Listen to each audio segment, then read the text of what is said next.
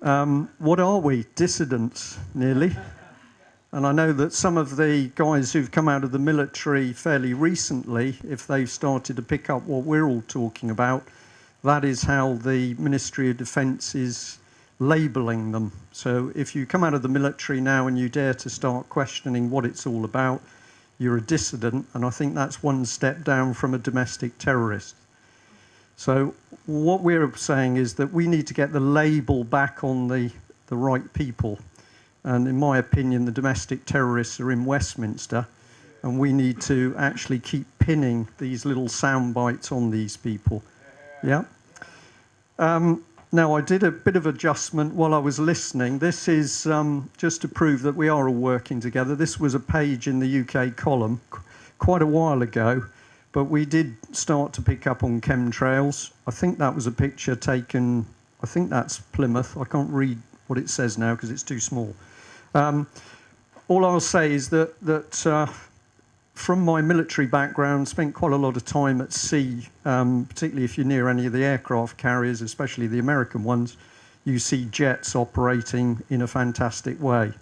And when I saw the first aircraft going over my house, where there was a trail from one horizon to another horizon, and I took the dogs for a walk, and when I came back 2 hours later, that trail was still there, I was amazed, because it obviously was not a condensation trail.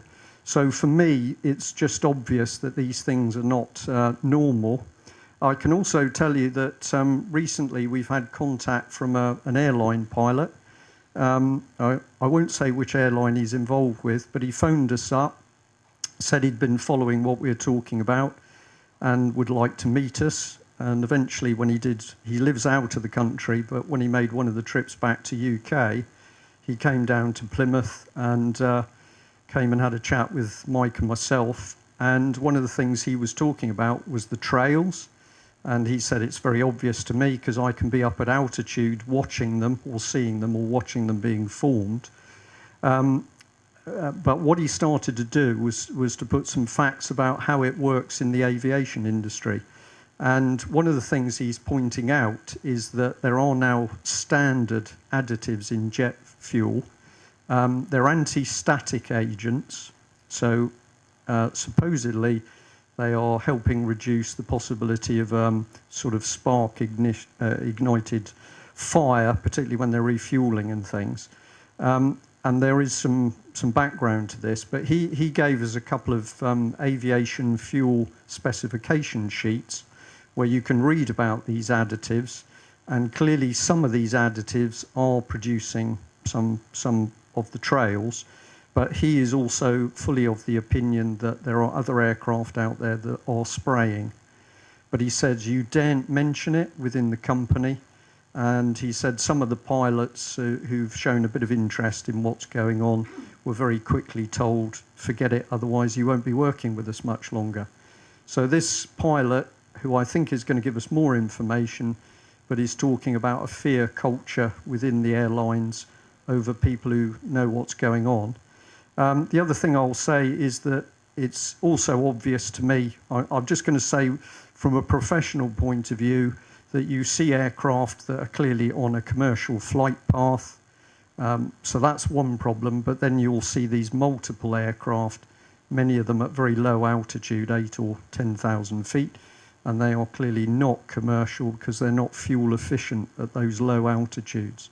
So my opinion is this is real and it's going on. You need to get to grips with it. Are you saying they're actually creating chemtrails at 8 or 10,000 feet? Absolutely, yeah. Well, that's absolute proof that they are chemtrails because they can't. Because they're too low for condensation trails, yeah. If you want to get a bit technical, you have to do a bit of trigonometry. If you buy a cheap telescopic sight for an air rifle, and you can work it out on a piece of paper, but you take an assessment of the length of the aircraft, 110, 120 feet, and then you do a little bit of trigonometry. So you just need to be able to measure the angle that you're observing the aircraft, and you can calculate the height reasonably accurately. That's how they used to do it in the Second World War. I'm not that old. And this is the other thing that was mentioned, OSCE, and this is a document that I nearly fell off my perch when I found it on the internet, because all it says is common purpose. But this, if you just put in OSCE common purpose, you'll get it on Google. And if you read about it, they're talking about creating the security of the European Union from the Urals to the Atlantic. And they're talking about meetings to do with all sorts of semi-security type things throughout Europe, where very strange people are meeting to discuss it. So this thing is real, and there is absolutely a common purpose. But if you look at the way, it's just a brief comment on this, but if you look at the way we're now seeing geoengineering utilising airspace, the same thing is starting to go on with control of the oceans. So these big geoengineering projects require world government ultimately. So I just thought I'd put that up. Okay. Well, a little bit of blatant advertising in the UK column. I just want to say that for a long time we've been trying to do this business of pin on the perpetrators of what needs to be pinned. They're traitors. It doesn't matter what party they're from, Gordon Brown as it was then, and a very young Cameron and Clegg. But these people are working together. They are working to a common purpose. Of course, a common purpose is actually a crime if you look it up in a law dictionary. And they're betraying the country. But we know that they're having their strings pulled. And I think it was the Mirror a few days ago actually just said, well, Cameron's a liar and he's a deceiver. And I liked that language. I was very impressed. And then it went on to say, but of course, he's only a front for the banksters. And I was fascinated by that because obviously that was a mainstream paper picking up on the type of language that's going around in the alternative press. Banker, gangster. So I think that we're having a much bigger effect than we think we are. And I won't betray too much, but Patrick said to me just now that he'd been in a particular bar up in London where there were people who we will call mainstream. I only wear a suit because it's a sort of uniform. I know that if I keep my suit on, some people believe me, some don't, but I'm winning more than I'm losing. But he said that he was amongst suits, and they are now talking about reading our material and his material and other material. So it's good, isn't it? Right, now what I just wanted to do, and this is why I'm going to keep it quite loose, so I'm happy to drift around, but for me the biggest thing is this concept that we're being attacked, the subversion process. And this is the book that I first got this from. It was written by a guy called Christopher Story, who unfortunately is no longer with us. Many people are suspicious of his death. But whether it was suspicious or not, we don't know. But in the front of the book was a table. This is a similar table that I've got on screen. But essentially what it was talking about was the means by which society was going to be attacked. And so, for instance, it talked about in religion, false religions, spiritual desert, emptiness and ignorance, law and order, legislated, imposed, inconsistent, unwarranted bias in favour of the offender, victimisation of the victim. Now, what I've got on screen here is actually an early version. So the one I'm reading in the book is about 1985. This one here is from the 1970s, and it's very simplistic. I know there's a couple of spelling mistakes in it, but basically it's a demoralisation plan, 15 to 20 years. These are the areas of society that were to be targeted, and this was the result. So education, permissive. Well, Margaret's been talking about sex education, and they are really going at the moment to mess the young children up. But you wanted people to come out of the education system who were ignorant. And why do you want that? Because, of course, if they're ignorant, they can be easily controlled.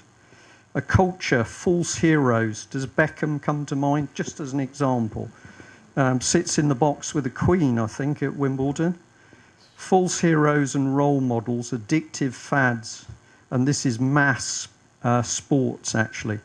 So I always find it now very creepy when I see these big, was it the Marathon of the Northeast or something? Or you see thousands of people all with their little pink ribbons or their little rubber armbands on. This is created, it's to get people thinking in a hive mentality. And of course, when you see it in a table like this starts to get you into the mindset of the people who are devious and evil enough to start to think about what they can do to mess us up. This is always a key one. Family, break them up. If you break up the family, the state claims the children. And that is absolutely what's going on. And I'm going to talk a bit about that a bit. Health, junk food. And what do you want? Enfeebled masses. People who are not fit. If you watch an old black and white film, doesn't matter how corny the film is, if you watch it, American film, British film, the thing that always sticks to me now is you see people who are slim. They're all slim, you know, they look basically healthy and slim. And that's not the case now. You're going to take people off the land, you're going to urbanize, and you're going to cause trouble, all right, victimization. But the first bit is demoralize.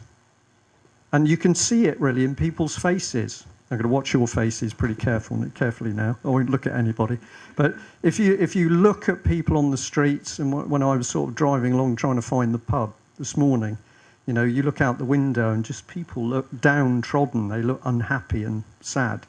And people have put this in as a plan. This is the next stage, destabilization. So first of all, you get in and you demoralize people. And then when you've dragged them down so they haven't got much fighting capacity, then you're going to really get in amongst it. Yeah? Destruction of bargaining, grassroots, isolation, multi-nations. I can't remember what that is, but it'll come to me in a minute. But basically, you're locking nation states into these very complex partnerships and arrangements. So the country doesn't operate on its own. It can only operate with the French, or it can only operate with NATO, or it can only operate with the European Union. And I think that we are now into this stage. And this, remember, this was put together in the 1970s, Big Brother. That's what appeared, and by an amazing coincidence, we had Big Brother popped up on TV. And I'm told by psychiatrists and psychologists that a lot of Big Brother, particularly when you're, not that I watch it at all, but if you're sat there watching people sleep, you're actually destroying your mind. It's designed to destroy your mind.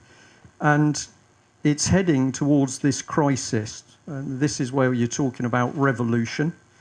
And the normalization, this doesn't mean that things go back to normal.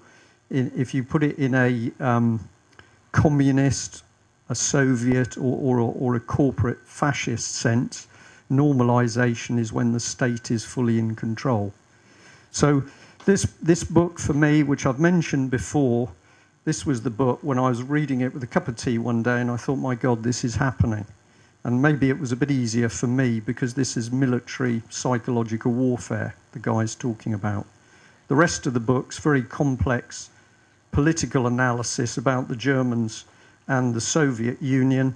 And I'll just say, if you believe that the Berlin Wall came down, it absolutely didn't. It absolutely didn't. The only thing that formed our opinion on that is what we saw in the mass media. The wall physically fell, but the doctrine and the politics that was behind that wall not only stayed behind the wall, it then migrated across. And maybe I need to do a presentation talking about that. But it was one of the days, other people had a real shock when 9/11 happened. I was just fascinated when the BBC told me one night, the Berlin Wall's come down, that's the end of communism. Well, the days leading up to it, I knew what I was looking at, which was all sorts of refurbishment of the Soviet military. And then after the walls come down, I'm looking at the same stuff. And this wasn't we were being fed junk, this was real. So somebody was lying, and of course it was the BBC. You won't be able to read this, but this is the 1985 version where there's a lot more detail. Media, monopolisation of news and comment, manipulation of information and thought, constant criticism and discrediting of institutions, concentration on fake non-issues, double standards. When you read this thing, it's absolutely creepy in how accurate it is to what's gone on. Social relations, a focus on rights, not obligations. Erosion of individual responsibility. Internal politics, aggressive, poisonous party antagonisms, a sense of drift, a failure to get to grips with issues, constant lying and equivocation. It's absolutely spot on for what we're seeing, and that's because what's happening around us has been planned. So what I thought I would do, I don't really need to say much there. Big Brother's still here. Big Brother appears in the wings in the EU context. Big Brother is the collective, the beast. Big Brother gains credibility, power. And what it ends up with is psychological collapse. That's what they've been trying to do with the European Union. This beast gets bigger and bigger, and eventually everybody says it's too late and it's taken us over. But luckily, it seems at the moment that there's real friction. So the project is not going as smoothly as they'd wanted. But behind the scenes, this was the level of thinking of people trying to manipulate us. And the guy who produced it was a Soviet defector called Yuri Bezmenov. And what was he seeing? Was he seeing this as the New World Order, or was he seeing it part of CIA, or was he seeing it part of some other plot? I don't know. But I just say that when you read it, it's very accurate on what we're seeing. So I thought we'd basically take a quick flick through the areas that he talked about. I noticed Patrick went black and white, so he had his text slides. I went the other way. You're going to get all colour. But I thought I'd just pick each one of these and just have a brief chat about it. And at the end, I just wanted to get a bit of free discussion going. This is religion. And the significance, does anybody know who this man is? Right, this is Nicky Gumbel. And this is the man that is the big man of the Alpha course. And if you look at churches across the country, you'll see a man struggling with a question mark over his shoulder. And they're all running this man's course. It's based not on the Bible, it's based on his little green book. And he's given huge rallies with most of the European Commission there. And here he is with this man that many people think is a war criminal. And Tony Blair was his guest at the Royal Albert Hall in London when Alpha Course had a huge rally to celebrate how many churches they've penetrated. I think this man's a political agent. I don't think he's Christian. I think he's a Satanist. This man is definitely a Satanist. I don't know whether I'm going to upset anybody here, but this is part of the destabilisation of the country. I'll put it this way, that there's a backlash coming at the moment, a big backlash about people on benefits. Anybody who's taking benefit is a scrounger on society. The disabled are to be used as a weapon. So the country's been psyched up that everything's about disabled access and disabled this, disabled that. Now they're going to switch the switch and the backlash is coming. And the gays have been used. That's what I'm going to say. The gays have absolutely been used to be brought into the establishment, and particularly within the church, to help destabilise the church. If I offend anybody, I'm happy to discuss it afterwards. But these people are going to be sacrificed. Education, if you take any look at what's going on in schools at the moment, sex education is just being rammed in the faces of children, ever younger, 5-year-old, and this is to get the children sexualised. And the reason they want them sexualised is because the plan is for the age of consent to be removed. And if you actually follow what Stonewall has been doing, they've steadily been pushing for the age of consent to be lowered. But behind the scenes there was, well, it should be lowered to 5. But what I'm going to tell you is they want to get rid of the age of consent altogether, because in the new regime, paedophilia is to be, inverted commas, normal and acceptable. You can remind me of the 4 topics. I'll just keep going through the slides till we hit the next one. Culture, but soft porn, okay, is now everywhere. And of course, we know that the internet could be cleaned overnight by simply turning the filters on. But that's not going to happen, because you've got key people from Google and the web who are working with the government.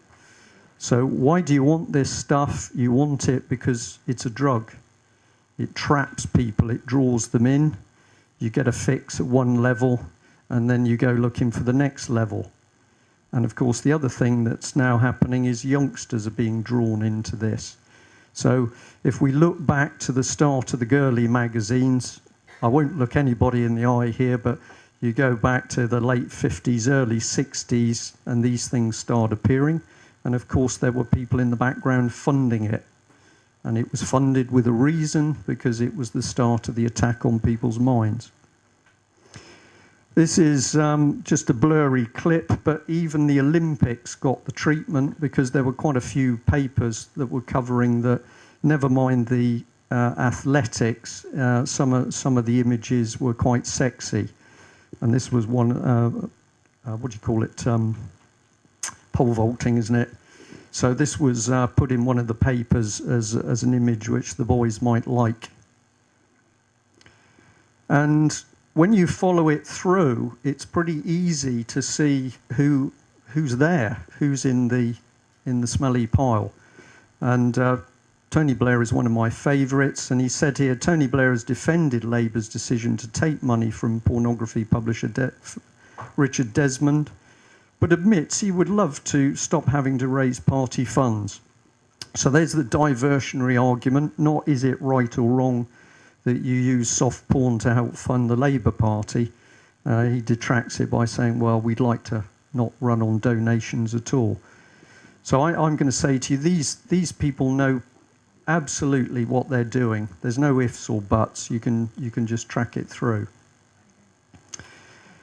And well, here we are, Jimmy Savile. Now, I think we got to give credit to David Icke on this one, because David Icke was saying years ago that this man was very dangerous, and so was Bill Maloney from Pie and Mash Films. If you haven't watched any of Bill's films, the one to watch is Sun, Sea and Satan, where he's talking about what was going on in Jersey. I'm going to say to you there's going to be a lot more coming out from Bill and other people who are now digging into this subject. But this man can't have done what he was doing without help from other people.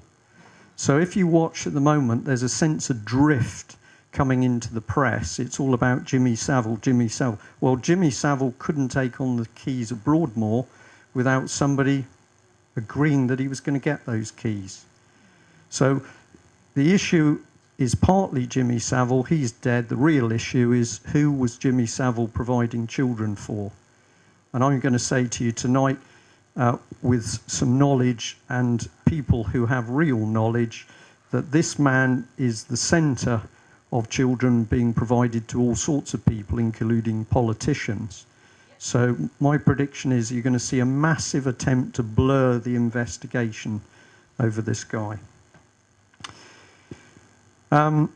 This lady is very interesting, Esther Ranson. She's been sort of caught in the, well, she's rabbit in the headlights, because at one stage she was saying, well, yes, this culture went on, and we were stopped from saying anything. So she's had all the publicity of running all the children's helplines, and this is the lady who stood up to protect children, but actually dig into her background, and she's another one that seems to have known what was going on and didn't do anything about it.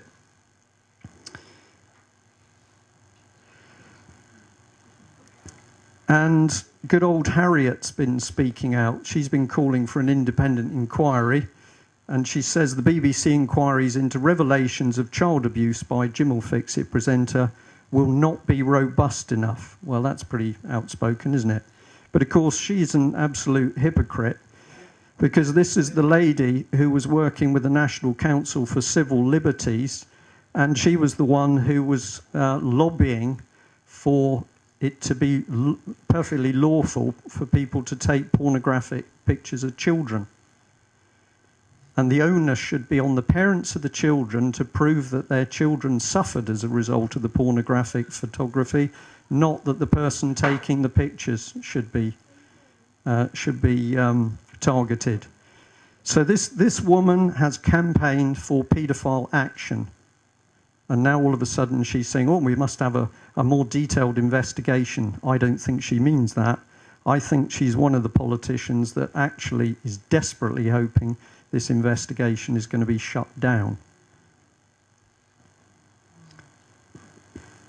And here's Jack Straw, accused of misleading MPs over the torture of Libyan dissidents. Welcome to Britain, 2012, because we're involved in torture with the Americans. But this is also the man that amended the family court rules and rules to do with children so that children in care were not allowed to speak out if they were being maltreated. Why would you introduce a law like that? I'll tell you, because you want to protect people who are abusing children. It's an unfortunate coincidence that his brother was actually accused of that. Here he is. 2009, the media will no longer be able to identify those involved in cases such as the Websters. That was a child case. It will also be illegal for any children currently in care to speak out, even if they feel they're being maltreated.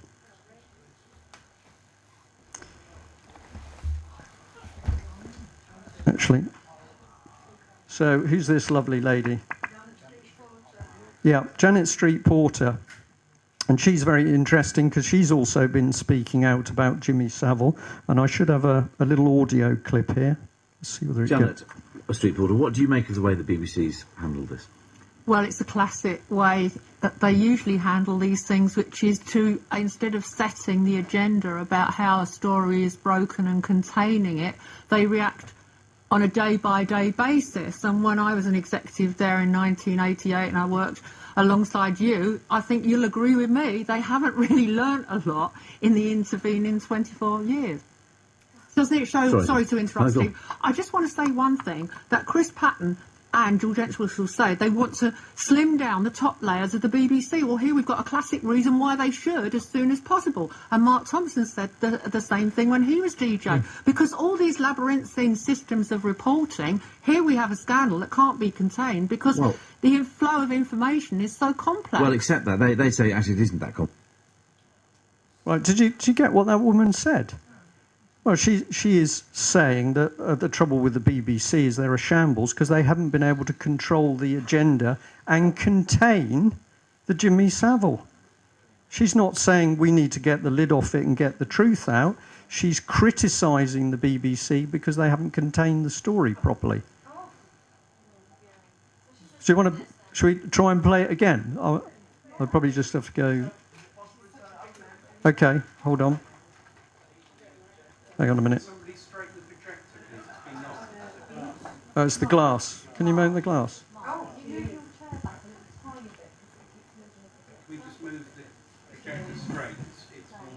Oh, yeah. OK. That's it. OK, that's good.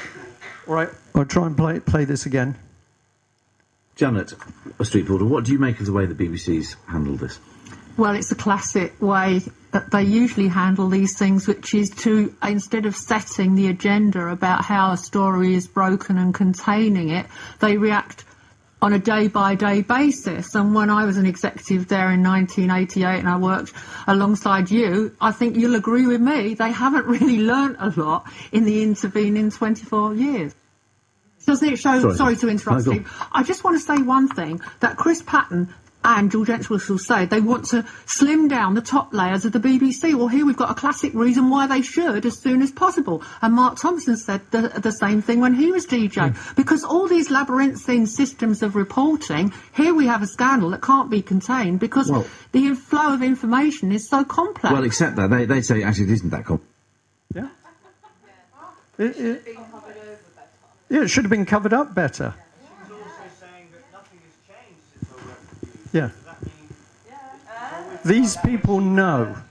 Well, I'd give my opinion. My opinion is that the BBC has not only been riddled with this stuff, but basically the BBC has been helping to peddle the agenda which is taking us towards making paedophilia acceptable. Right? That's where I think the BBC's been going. So I might as well add at this point, I feel that now is the time for people to really focus on the BBC, and why should we pay our TV licences to an organisation that is promoting paedophilia? especially if it's in block capital letters? Absolutely. Well, this is artwork in Ilfracombe in Devon, and it's Damien Hirst, who's had previous statues before. This is huge. It's about 40 foot high. So on one side, the woman has got all her skin on, but this side, she's flayed. So baby's in the womb, and you're seeing muscle and tissue. And that has been a... Pardon? Right. If you read... I may be able to find it for you in the book. Hold on, I'll see if I can find it with my glasses. I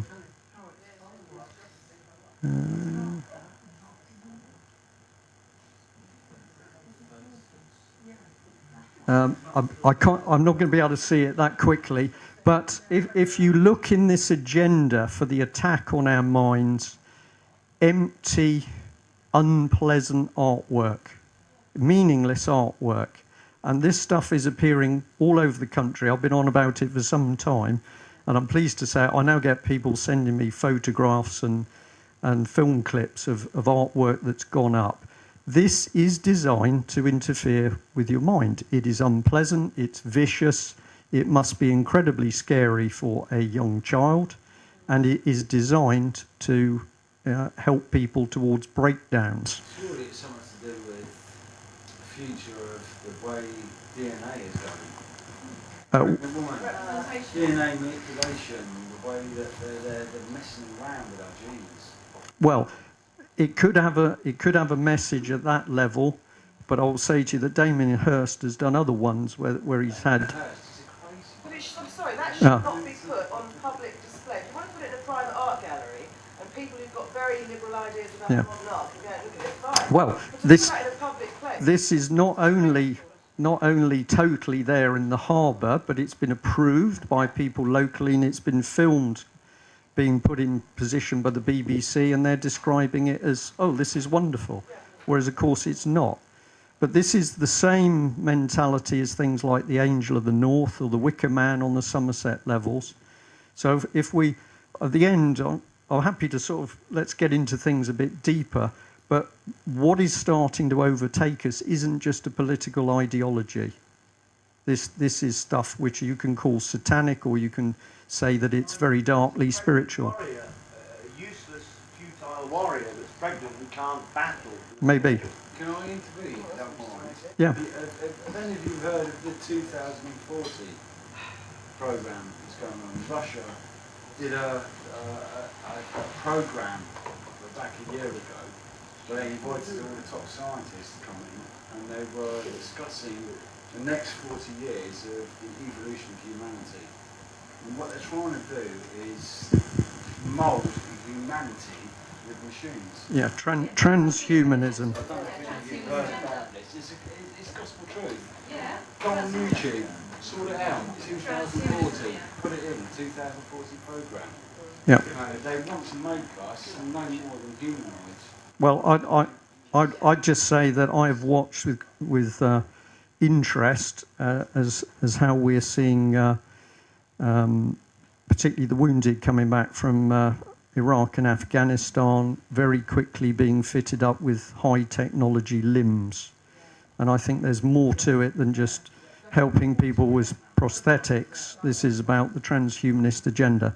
But anyway, this one to me was particularly unpleasant, so I chose it. But if you look in the description of how we are to be attacked, it's a play on our minds. We replace beautiful, creative artwork with very dark and unpleasant stuff. This is also comes under sort of culture. I touched on this in South Wales when we were on the not very nice subject of suicide.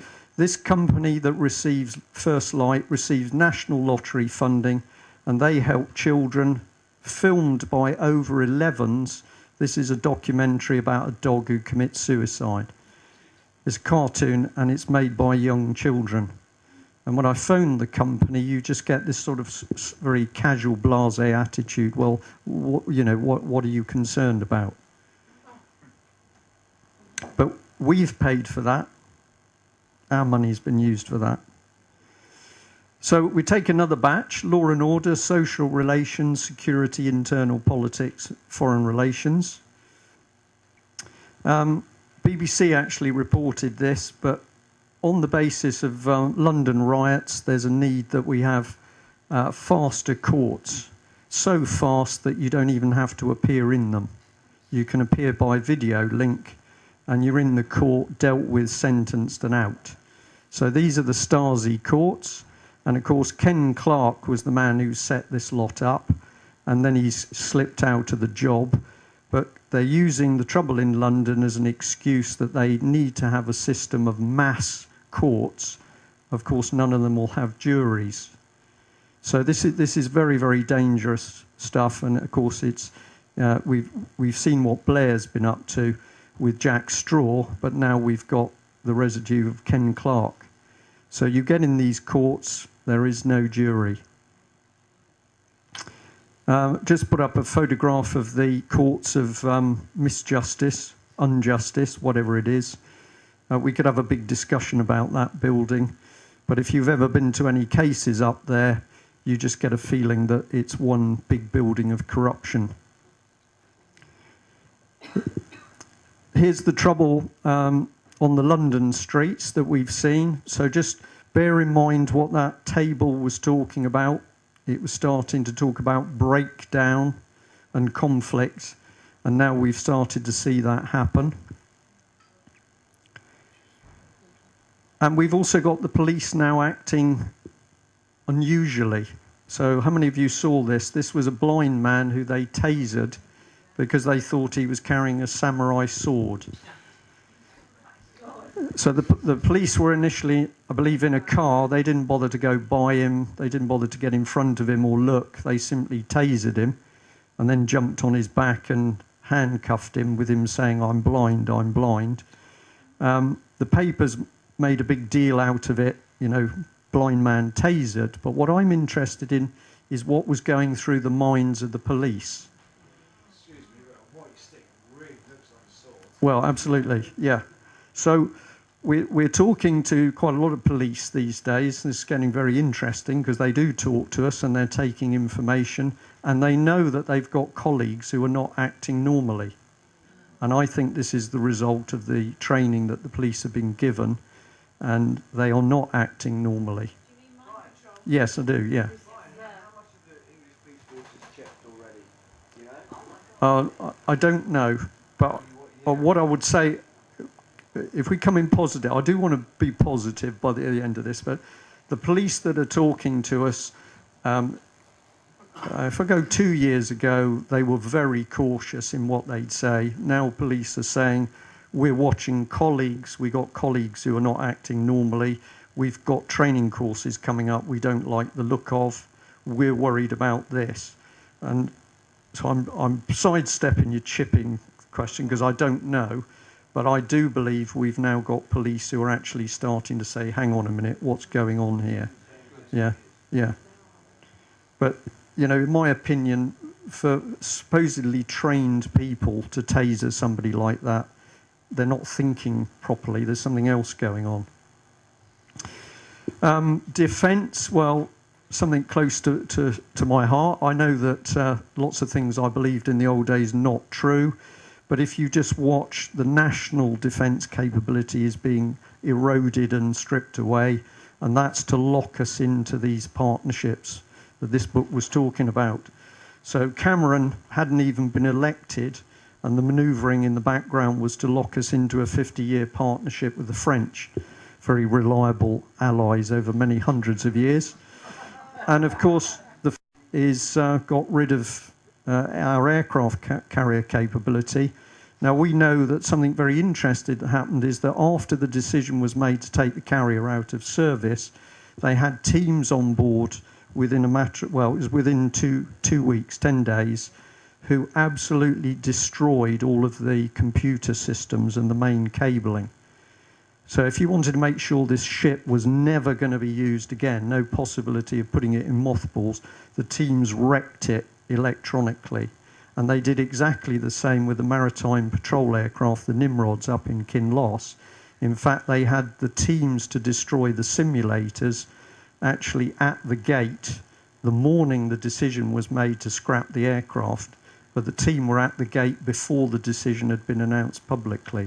And they went in and destroyed all the simulators, which meant that there was no way the Nimrods could be saved. And then, of course, like.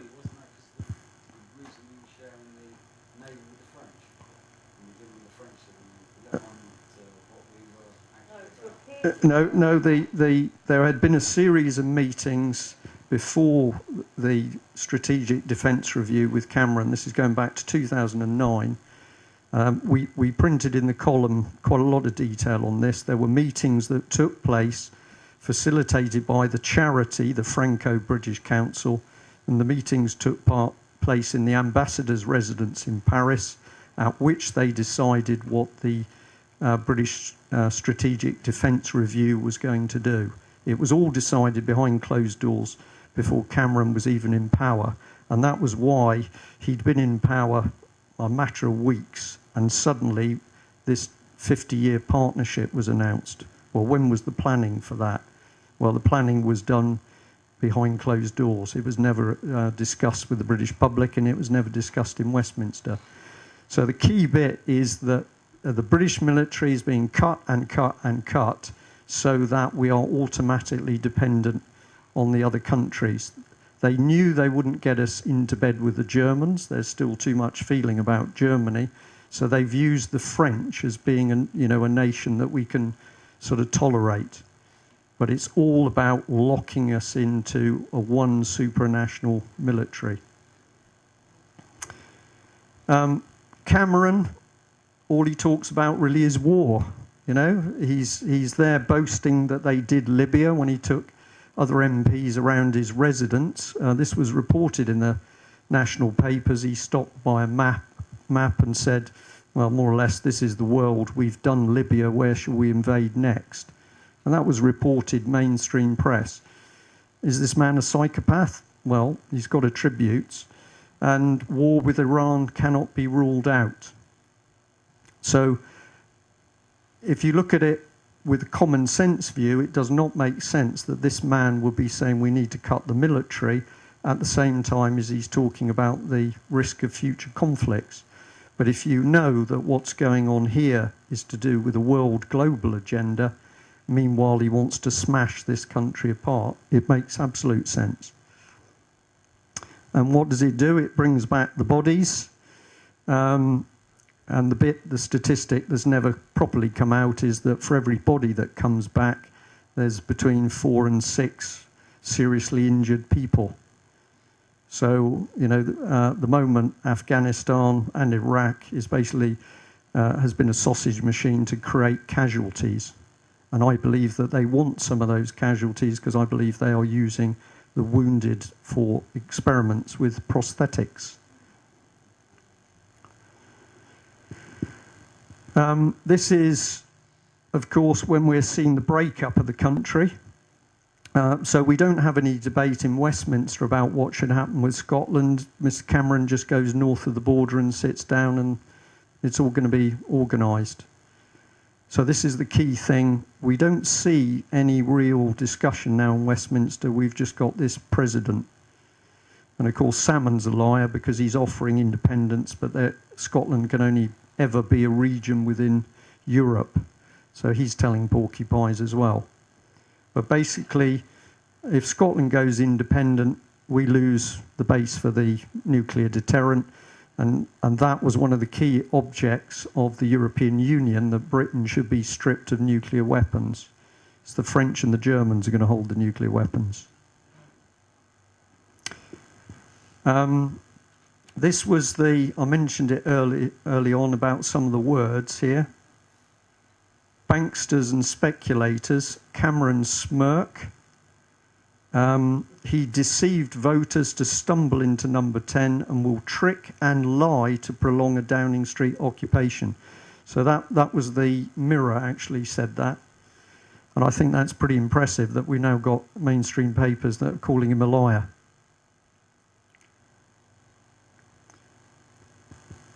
Leveson inquiry. A lot of people have forgotten about it. We did a front page leading article on Leveson in the column, because we basically said the whole thing's a sham. So it was set up with the help of Common Purpose and the Media Standards Trust.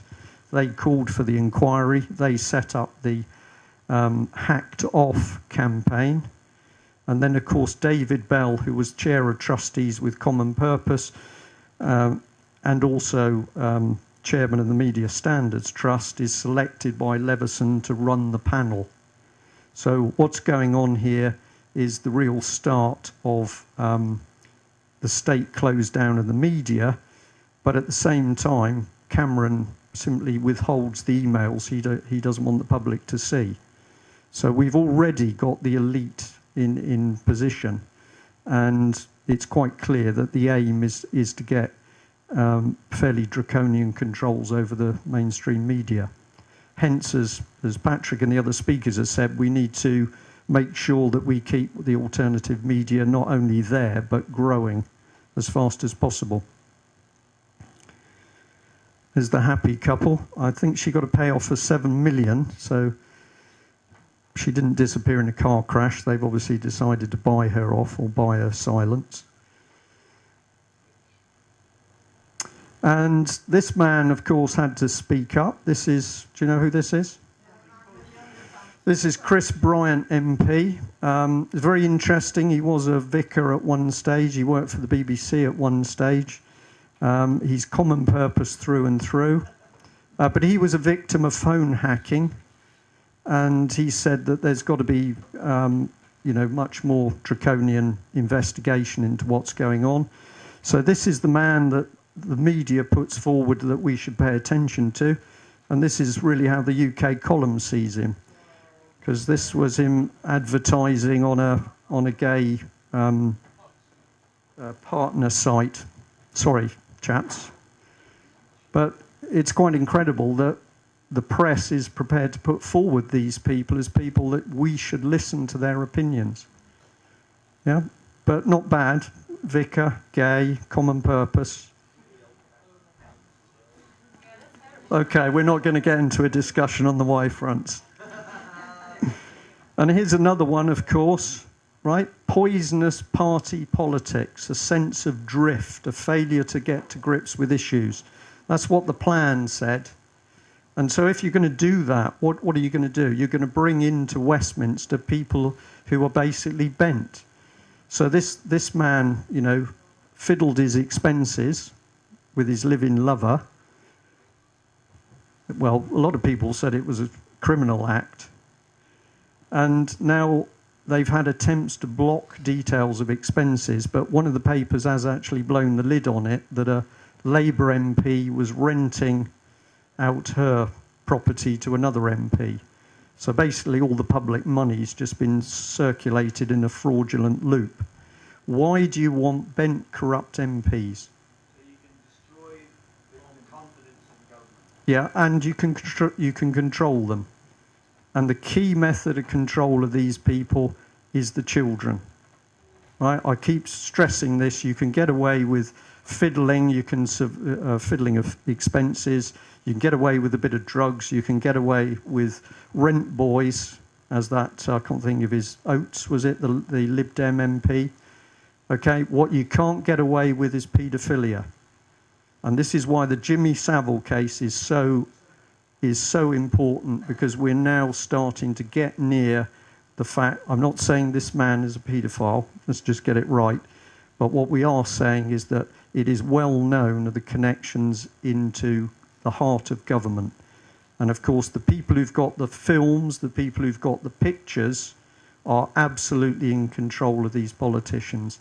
Am I confident about what I'm saying? Absolutely, because we have got police telling us what they know about what's been going on. Bill Maloney is also working with police who know what's going on. Yeah.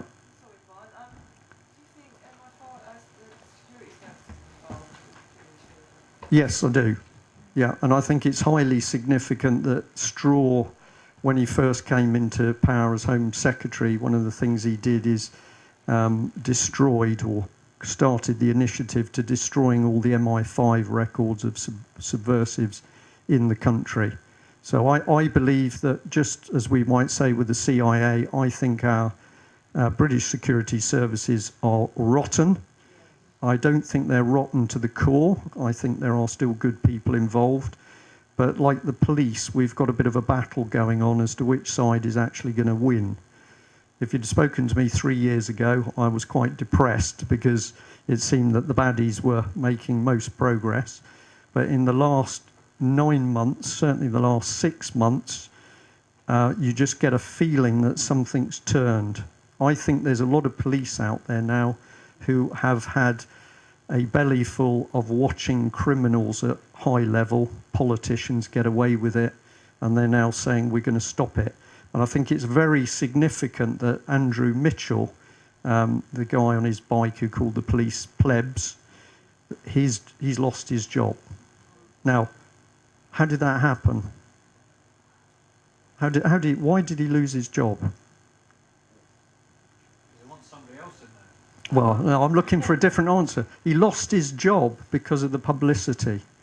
If you analyse what did the damage, it was the fact that the story came out publicly and then the truth just put the squeeze on him, and eventually it's got rid of him.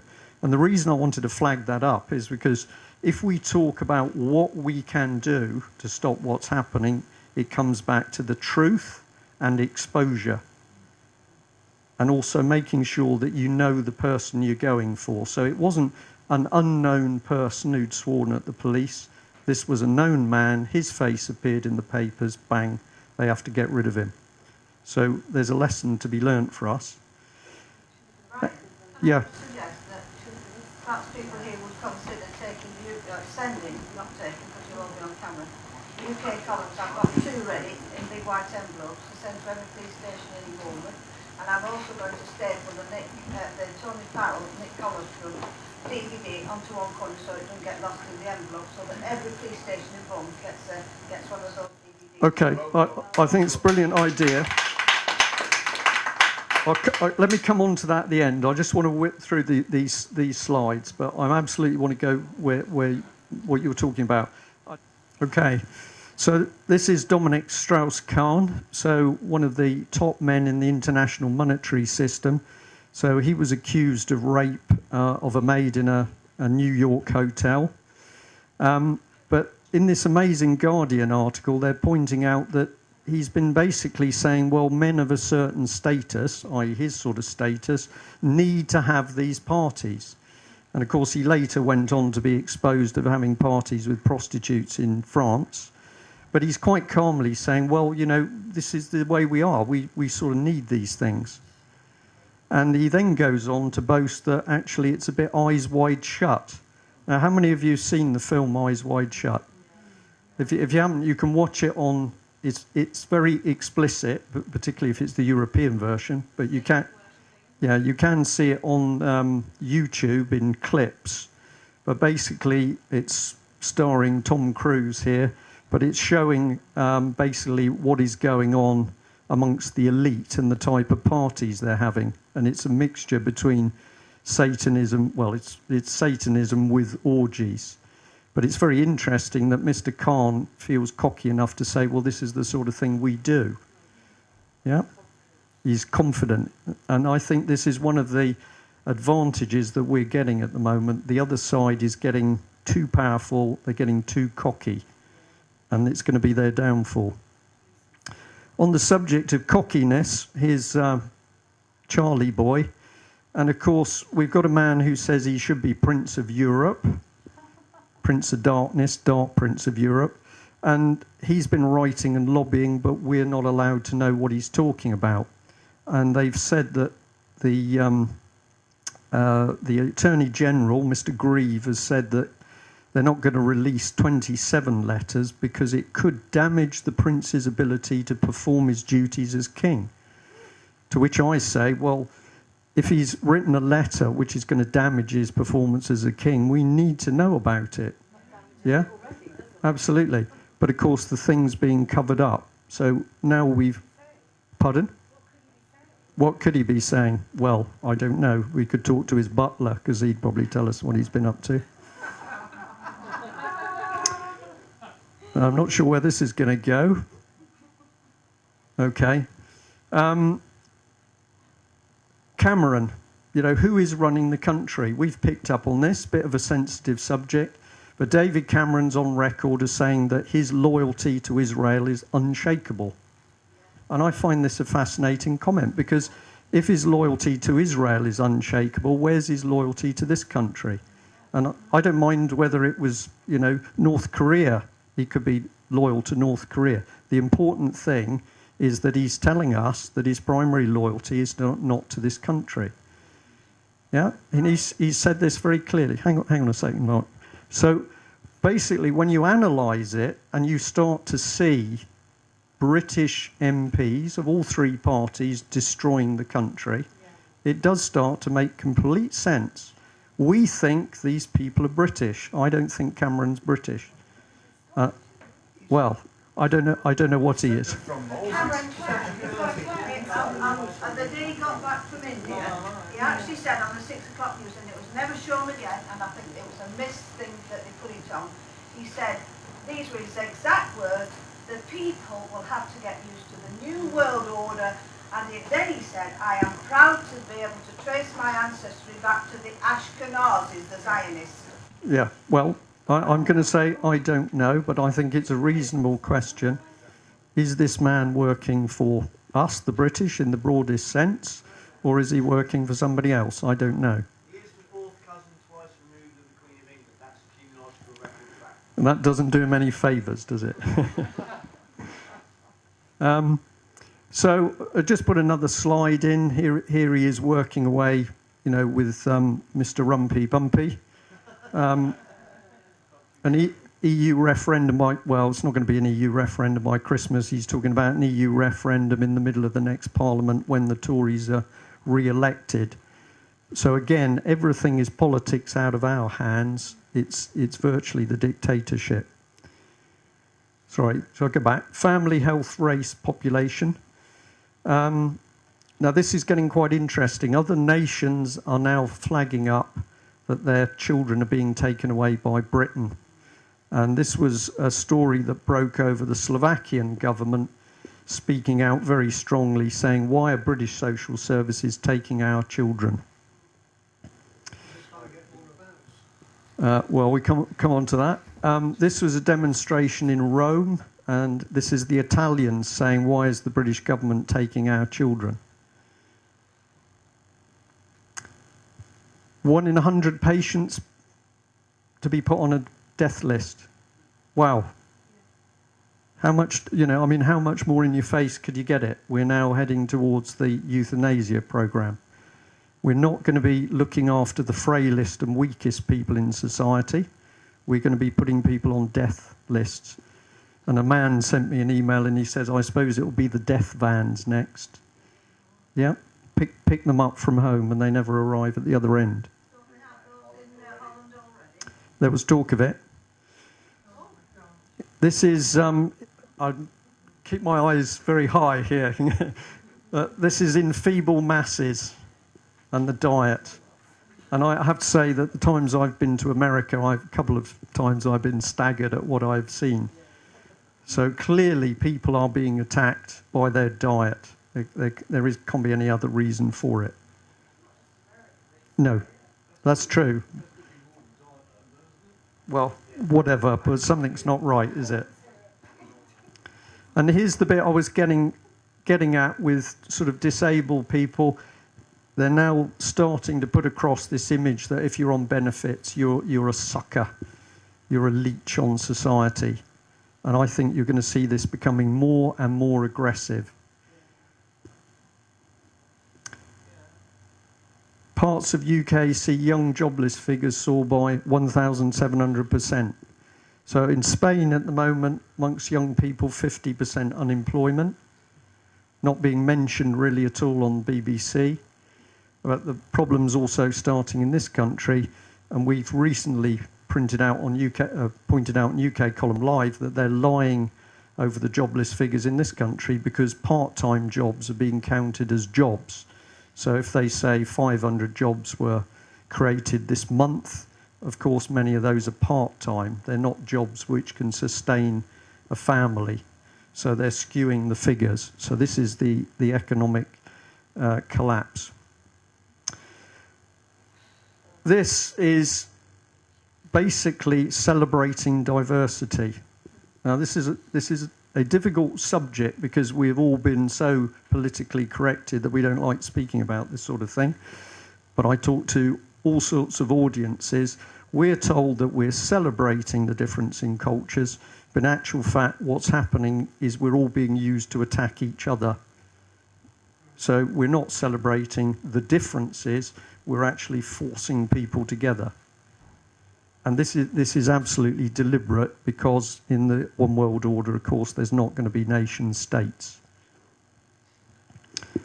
Forced vaccinations, and a key thing that's coming up on the 10th of November is a referendum in Ireland, but there's also a vote in the Irish Parliament where the law is going to be changed if it's a yes vote, so that the state effectively has priority control over children. And if this goes through, it's more or less one of the last big jigsaws to the fact that social services can take children at will, not only in this country, but internationally. Yeah. There's a very good website called Free Thinking Voice, which if you go on, has got a lot of information, not only about what's happening with children, but what's happening in Ireland. That's a gentleman called Kevin Bull and his wife Katie. Okay, have I gone the wrong way? And we're getting to the end bit. Well, it's all been well covered by the earlier speakers, but all we see is an increase in debt, which is slavery. We're seeing the public sector being undermined because their jobs are being given away to the private sector. So we've got discontent there. We've got the wastelands across the country because there is no heavy industry or manufacturing. And this is obviously one of the Dockland areas. And the state is getting involved in everything. So the state regulates whatever you do, where you smoke, how much you can drink, and it can issue the fines at will. And where's Britain got to in the world? Because this thing talked about, the state of Britain in the world. And obviously we're now at the point where we're running food parcels in Britain. So we've been pulled right down. The end bit, is, of course, is the revolution.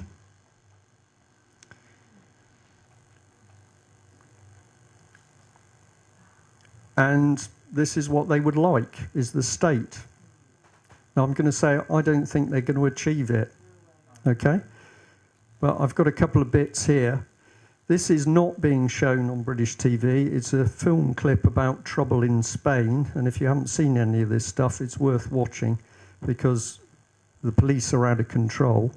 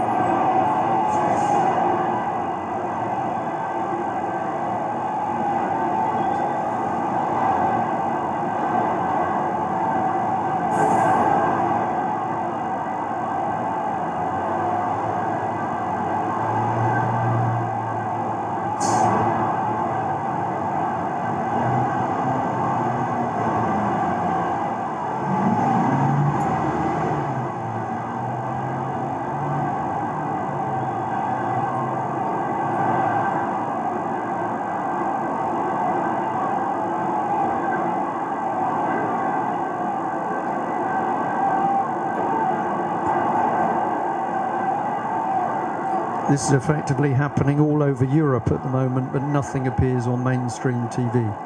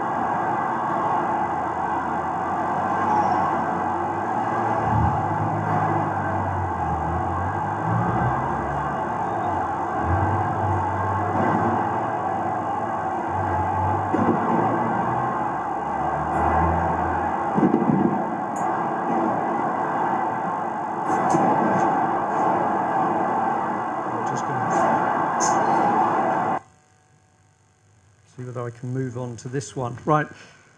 Horrible scenes. I think the government wants that sort of violence on British streets. And our primary job is to make sure it doesn't happen. This is absolutely critical. This is another scene of a crowd, but it's very interesting what happens. And I'm going to say this appears to be the right way to do it.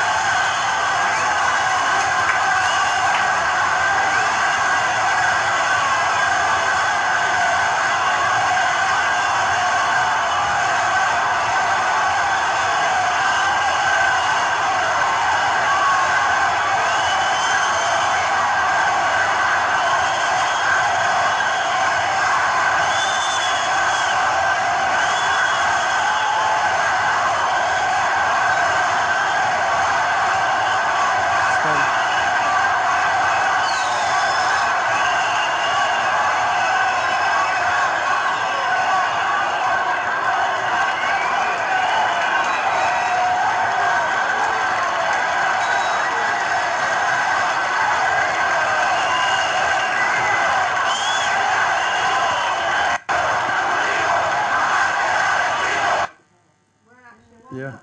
Spain. Was it? Might have been Italy. I don't know. Well, it should have been. Because that's quite a juxtaposition between what we previously saw. Yeah.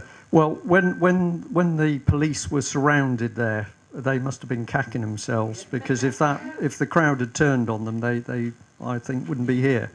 So it just shows you what power of people can be done, can do.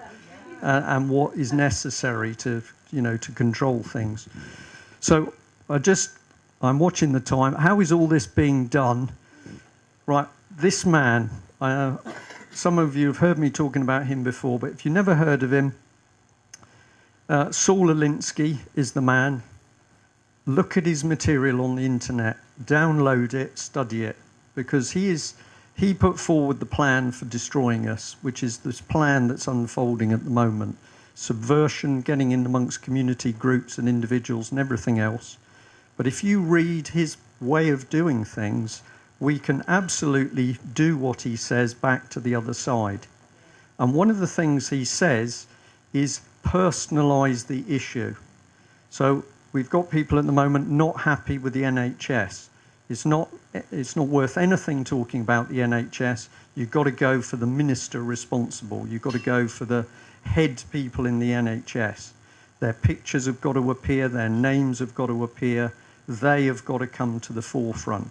It's very clever stuff when you read it. He's written it in a dark way, but you can pick off this stuff and say, we can do the same thing. So Margaret there talking about sending the papers. Papers do get sent out to a whole host of people, including police and politicians and everything else. But we know that where people have picked up the phone to complain in numbers, so there's been some of the mums who've been picked up with the police in Merseyside, when the name will come to me in a minute, when she was arrested, and we tracked down where she was. We found where she was about midnight, and basically when the policeman took this lady in her cup of tea in the morning, he said, "Bloody hell, love, you've got a lot of friends."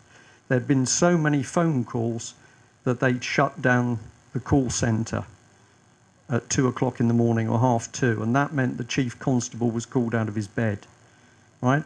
So Maureen Spalak was the lady, sorry Maureen.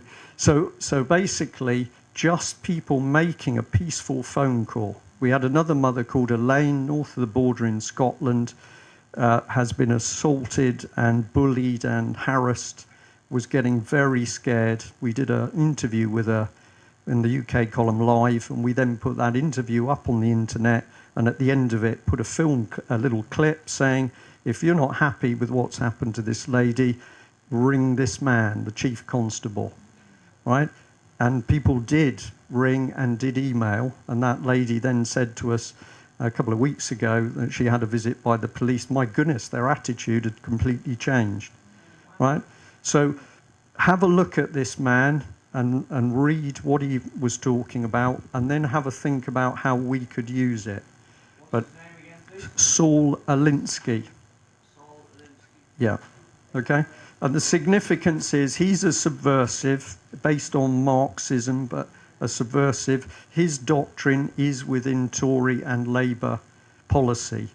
And I've already put up the documents to prove that. Yeah, so Cameron and Miliband and Clegg are using this man's tactics. That's why everybody's got this sense that things are falling apart, but you can't really see what it is, because they've buried into everything.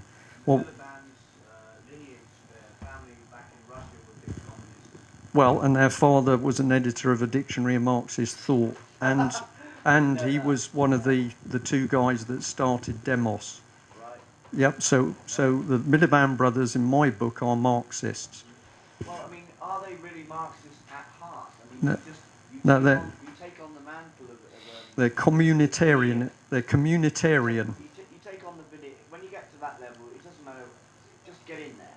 Yeah. Just get in there and fleece the public. Get the taxpayers' money. That's where the big cash cow is. As long as the world order agenda is achieved, are they really communist, Marxist, whatever, you know? Well, communitarian is the best one, because it's a sort of it's a mixture of communism, fascism, and corporatism. And it's not communism, you can see that. It's more fascist in the way they're using the big companies. May I say, I agree with Alan Watt when he says at the local level it's going to be communists run by fascists at the top. Yep. Around the world. Bad boys. I've shown this clip before, but it seems to be working well. This is a man called Dominic Campbell. He originally worked in local government, but he now says he's the work director at Future Gov, and the industry is government and military, and he's into change management.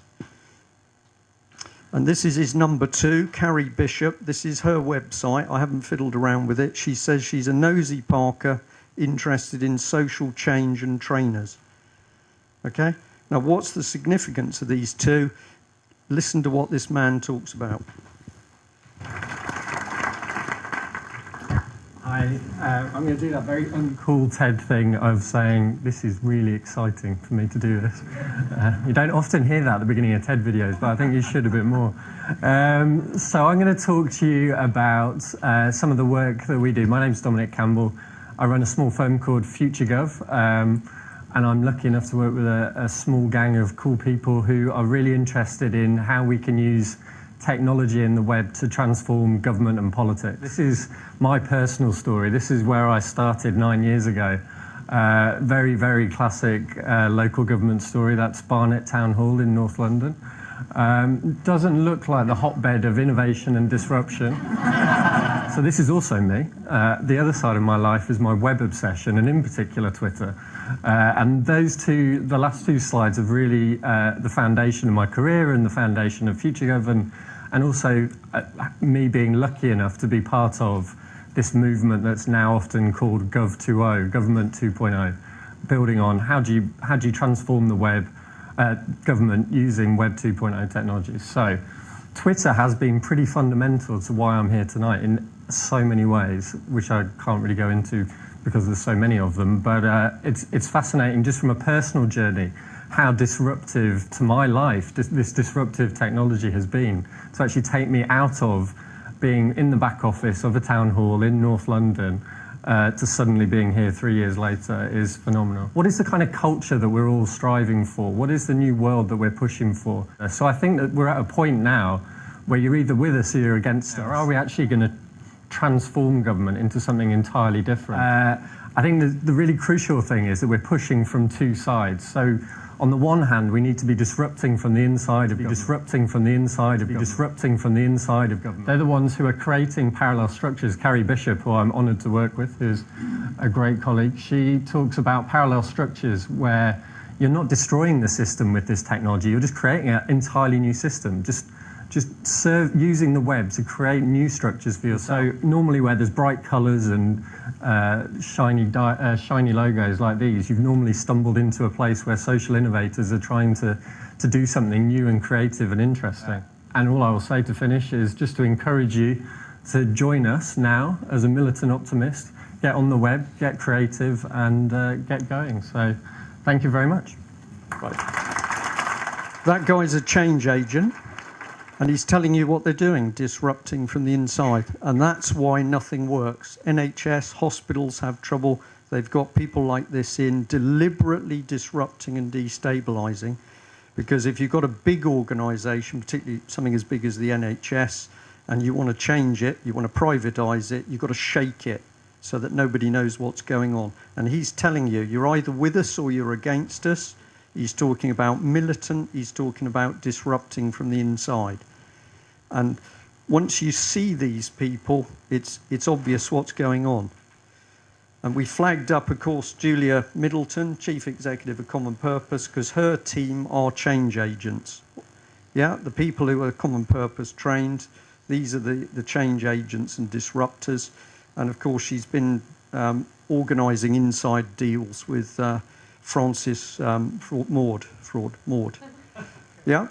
So, right, basically, David Bell, the man linked back to the Leveson inquiry, sat in a meeting where he was organising for his charity to train the top 200 civil servants. And when we've asked for the documents, this man, who boasts transparency, doesn't want to give them to us, because, of course, the moment you've got those documents, you can see exactly what disruption is going on. You won't see much of this, but that was a double-page spread in a copy of the column, which we're going to sort of blow up. But we're showing, here's Cameron, here's Maud, here's Julia Middleton, Gus O'Donnell, as was head of the civil service. This is Jeff Mulgan of Demos. So that's a Marxist organisation. And these people working together with this man, Oliver Willier, a Frenchman, and he's an expert in behavioural change and manipulation. So they were holding meetings, and that's what we got a sniff of. So we asked for documents about the meetings these people were having, where they were discussing how to change the way we think and behave. Right? So the disruptors disrupt, and these people are working on how they play around with our minds. Keep calm and carry on, of course. And I'm just rushing on here. Right, we've got to get rid of these people. And that's what I wanted to focus on, because a lot of the talk is about what's there. It's all nasty, the economic system's collapsing, we got the contrails there doing stuff with the water supply. What can we do? Well, I think the first thing we've got to do is concentrate on this country. Right? We can't help the Americans directly. Americans going to sort out the Americans are going to sort America out. We need to concentrate on this country. And we apply a bit of Agenda 21, which is what? What's the motto from Agenda 21? Think globally, act locally, right? So what we need to do is Saul Alinsky, but within our local communities. If you can explain to people in your hospital why they're having such a problem, then we start to take the hospital back. A lady came in to see me last week, said that she'd been sort of following what I've been doing for several years, quite a few actually, and I said to her, well, what do you think? And she said, well, as far as I'm concerned, Plymouth is now run by these people. And she said, I know where the money's gone. She'd worked for the Inland Revenue. She said, I know where the money's gone.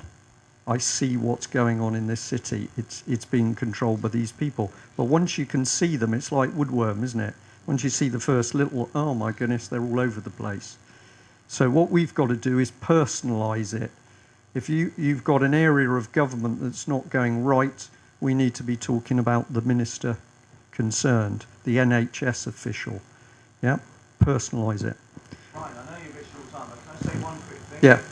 I was given a message on YouTube recently, a private message, that skateboarders in Bournemouth are being employed by Common Purpose. One or two of them would be the older types, leaders, to sniff out anyone who's disagreeing with the government or... This is absolutely right. It's not just Common Purpose. They're using all sorts of charity groups to do this. Apparently they convince these young lads that they're better than the others and they're leaders. Yeah. They groom them to be leaders. When I handed them chemtrail leaflets, they were very interested. And then the 17-year-old, 18-year-old guy swung up on his skateboard and said, what are you preaching at us for, man? Go away. You know? Yeah. And it was very odd. And then I got this message and I realised, you know. Well, if you get into this psychological manipulation, they are going for young people, they're going through the schools. What we've got to do is keep pushing the message back the other way.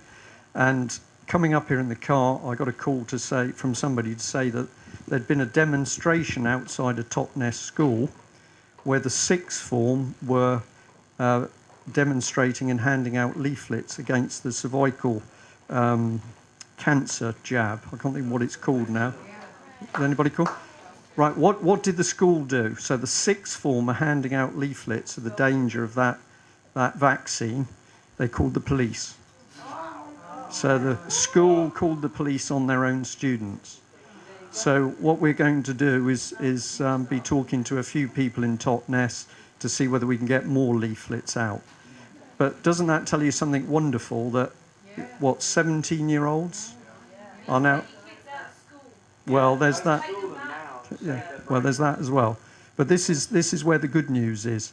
Don't know whether you know about this one, but this was painted in a London street, and of course there's been big complaints about it as being anti-Semitic. The interesting thing is that it's pretty accurate, isn't it? We've discussed money supply.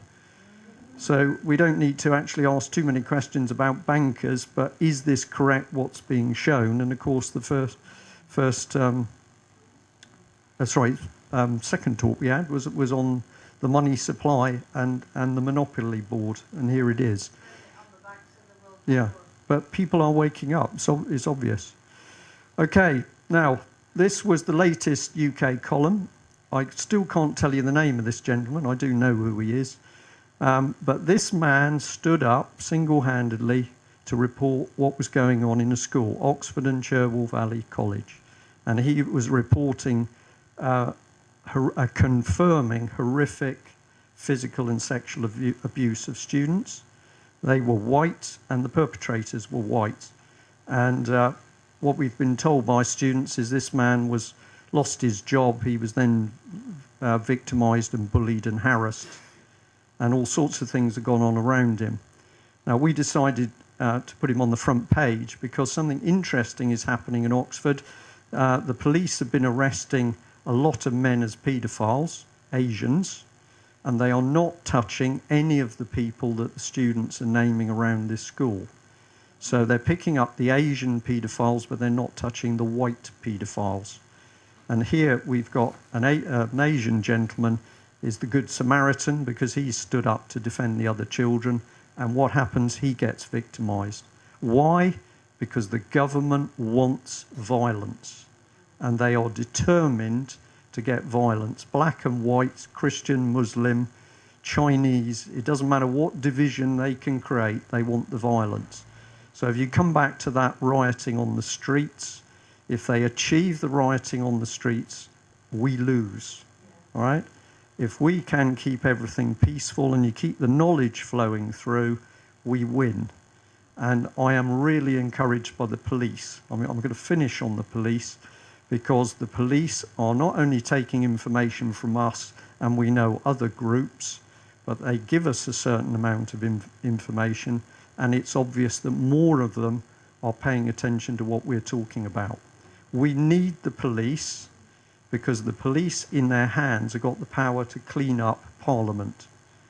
And I know it's only a small thing with Andrew Mitchell, but the police took him on. They didn't back down over what he said to them, and ultimately he lost. And I think that's a really, good thing for the police to have done. Are there bad guys out there? Absolutely, off their heads. But the police have got to sort them out. Yeah? I had a conversation with a policeman for about an hour the other day about chemtrails and about how Britain is a corporation, and I just went to town, heart of the lot. I had a proper talk to him. He listened to everything. He was really open to it. He even said about how he felt about how they were trying to push guns on them and how he would step down from his position if that was the case, because he would not morally be comfortable with taking guns on. He was waking up, and he was really interested in everything I had to say, and he was going to email me for more information. So if you stop and talk to them, they listen and they're open, and if you genuinely approach them on a compassionate level and meet that truth in them, they will wake up, and they can, like you say. And this is so effective, because actually they're always trained to deal with hostility. Watch out for the person who's being aggressive to you, and if you're not aggressive to them, they don't know how to deal with it. And also you're talking to them as a human being, right? Right, good news. I think there is a phenomenal change at the moment. Patrick, I can just about see there under the light. I know you also feel it, and we've correct me if I'm wrong, other speakers, but basically John and Patrick, you're sensing the same thing. Ian Crane is sensing it. Ike is sensing it. Something is changing. Yeah. Yeah, and we've got to keep pushing. And I'm going to say, I'm looking at all of you here, and what a brilliant event, okay?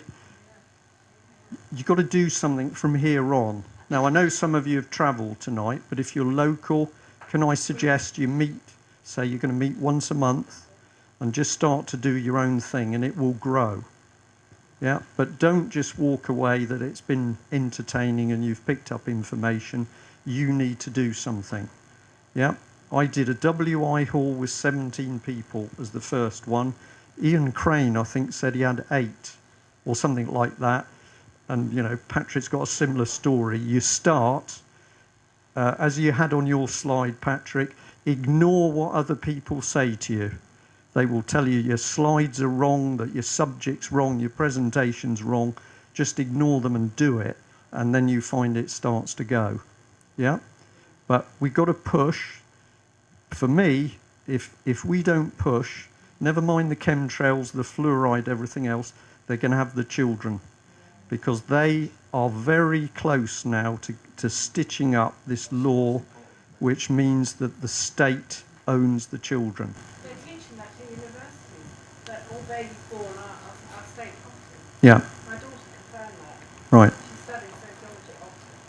Well, they are state property, because when you sign your university... Well, I know, but we've got to make sure that this does not work. Now, I believe that with regard to social services and child services at the moment, it's very easy that where the evidence exists that the snatch of the child, the stealing of the child is wrong, where the evidence exists, the names and hopefully the photographs of those people go up on the internet.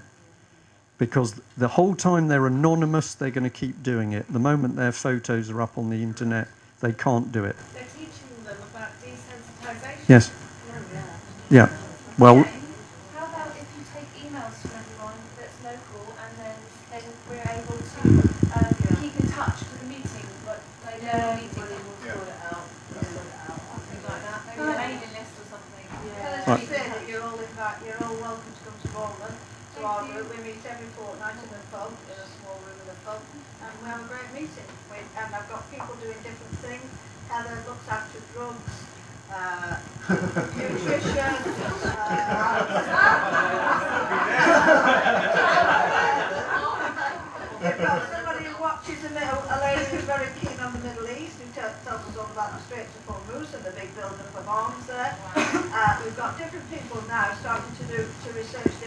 I said, so it's really great. Okay. It's a very interesting evening, isn't it, folks? Right, I'm just going to end on the note that if you ask me what this is about, it's a battle. The battle's between good and evil. It's spiritual. We could have another session on that, but it's absolutely spiritual. And so all the spiritual things apply. How you relate to other people, how you love other people. Praying is important if that is your thing. But it is absolutely spiritual, and it's becoming, for me, it's becoming more and more obvious it's spiritual. And I can tell you that this gentleman, I've had some amazing information via the students he's worked with, but that's a very spiritual gentleman as well. Okay, right, I'm going to say thank you. It's late. I think you need a beer or something, or I need the beer. Jane, thank you very much. It's been brilliant.